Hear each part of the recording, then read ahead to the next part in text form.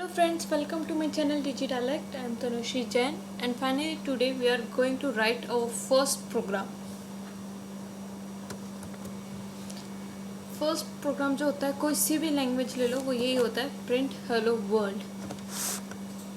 Okay, तो अब यहाँ पे हम वही करेंगे. तो सबसे पहले जावा जो है वो एक केस सेंसिटिव लैंग्वेज है, तो इस चीज़ का ध्यान रखना. सबसे पहला आता है एक्सेस मॉडिफायर. जावा में 4 तरीके के एक्सेस मॉडिफायर होते हैं: public, private, protected and default. Then आता है क्लास ऑफ ए. क्लास का नाम कुछ भी, हम यहाँ पे कुछ भी लिख सकते हैं. ओके, बट ये जो क्लास का नाम होता है ना उसको ध्यान से लिखे.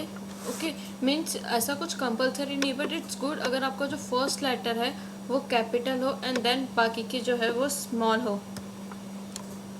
इस चीज़ को कैमल केस बोलते हैं. अब एक्चुअल में क्या है, जब भी जिन्होंने प्री डिफाइंड क्लासेस है कुछ भी बना रखी है तो उसमें क्या करा है उन्होंने, है ना, जो क्लासेस है उनका जो फर्स्ट लेटर है वो कैपिटल लिखा है, तो उससे क्या आइडेंटिफाई हो जाता है कि ओके ये क्लास है. तो इट्स गुड अगर आप भी अपना जो है ऐसा प्रोफेशनल काम करना चाहते हैं तो जो फर्स्ट लेटर है उसको कैपिटल रखें. देन स्पेस कभी नहीं आता है 2 वर्ड्स के बीच में. यहाँ पे मैं अंडरस्कोर लगा सकती हूँ या इसको ऐसे भी लिख सकती हूँ. ओके, अब ये जो अपन ने एक्सेस मॉडिफायर पढ़ा था, यहाँ पे क्या होता है, अगर आउटर क्लास है मीन्स ये क्लास, इसकी केस में 2 ही लग सकते हैं, पब्लिक और डिफ़ॉल्ट. और एक होता है इनर क्लास. इनर क्लास यानी यहाँ पे कोई सी भी क्लास हो गई. ओके, अभी अपन इसको पब्लिक मान लेते हैं. देन वापस से मैंने क्लास का नाम लिखा और कुछ भी. ओके, फिर ये हो गया. तो ये चीज़ हो गई इनर क्लास. इनर क्लास में आप कोई सा भी एक्सेस मॉडिफायर लिख सकते हो, बट यहाँ पे सिर्फ 2 ही आएंगे. अब इस कंसेप्ट को अपन आगे और पढ़ेंगे, इसको अभी साइड में रखते हैं. Let's focus on topic. तो सबसे आएगा, पहला आएगा public static void main and then string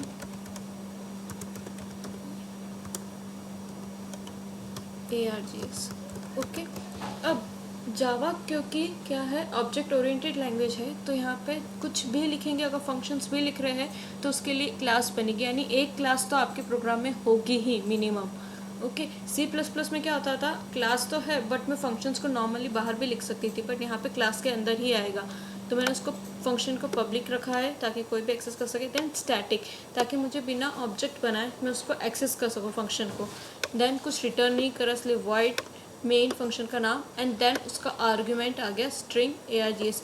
ये चीज़ जो है वो हम आगे कमांड लाइन में काम में लेंगे एंड ये लाइन जो है वो फिक्स रहती है इसी पैटर्न में.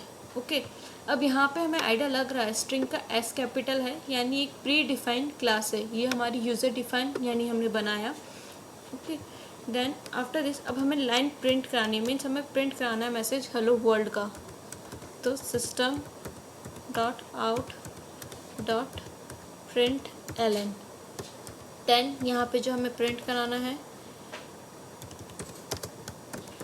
Hello world. ओके, जिन्होंने सी प्लस प्लस पढ़ी है तो यहाँ पे वो क्लास के एंड में सेमी कॉलन लगा देते, बट यहाँ पे सेमी कॉलन नहीं आएगा, इस चीज़ का ध्यान रखना. देन अगेन यहाँ पे जो अपना सिस्टम है उसका एस कैपिटल है, मीन्स ये क्लास है. देन डॉट करके अपन उसका क्या एक ऑब्जेक्ट या रेफरेंस मेंबर एक्सेस करते हैं, तो डॉट करके जो आउट लिखा है ये एक रेफरेंस मेंबर है. देन किसका, प्रिंट एलन के ऑब्जेक्ट को वो एक्सेस कर रहा है. ओके, प्रिंट एलन को रेफर कर रहा है. इसके बाद जो अपने मैसेज लिखना था हेलो वर्ल्ड वो लिख देंगे. देन अब इसको रन करेंगे, तो सेव करा. अब जब सेव करेंगे ना तो यहाँ पे अगर आपने पब्लिक लिखा है तो उस केस में क्या करना है, इसी के नाम से सेव करना है, यानी अगर हेलो वर्ल्ड क्लास का नाम है तो हेलो वर्ल्ड से ही प्रोग्राम सेव होगा. इन केस आप यहाँ पे पब्लिक नहीं लिखते तो वो होता है डिफ़ॉल्ट. तो आप किसी भी चीज़ से सेव कर सकते हैं, वो अभी हम आगे ट्राई करेंगे. तो अभी यहाँ पे अपन सेव करते हैं हेलो वर्ल्ड डॉट जावा से.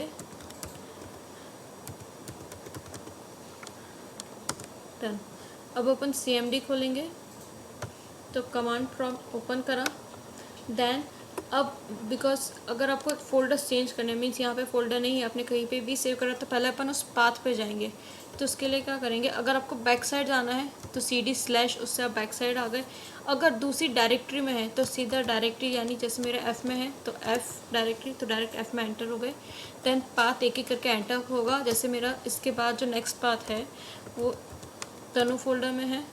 देन मेरा जावा के अंदर जा कर के फिर वापस PRG करके फ़ोल्डर है, उसके अंदर मैंने ये फाइल सेव करी है। ओके, अब अपन इस फाइल को कंपाइल करेंगे।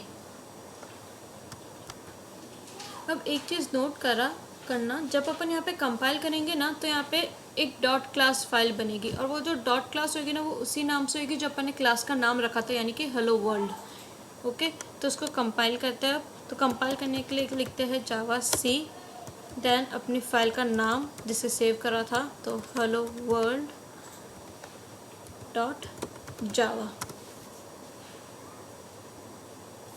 रन हुआ, एंड देन यहाँ पे क्लास फाइल आ गई। अब अपन इसको रन करते हैं जावा करके, फिर यहाँ पे जो आपका क्लास का होता है नाम वो चीज़ आएगी इस केस में, तो हेलो वर्ल्ड। ये प्रोग्राम सक्सेसफुली रन हो गया। अब अपन ट्राई करेंगे, अगर अपन डिफरेंट नेम से सेव करते हैं और क्लास का नाम भी अलग होता है तो उस केस में क्या होगा। तो अगर आपने यहाँ पे पब्लिक ही रख रखा है और फिर अब आप इसको किसी और नेम से सेव कर रहे हो,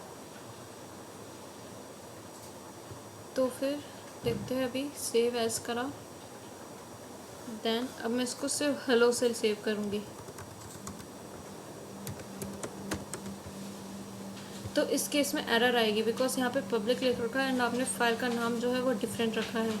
ओके, तो उसको वापस करते हैं जावा C, अपना क्या नाम था, सिर्फ हेलो।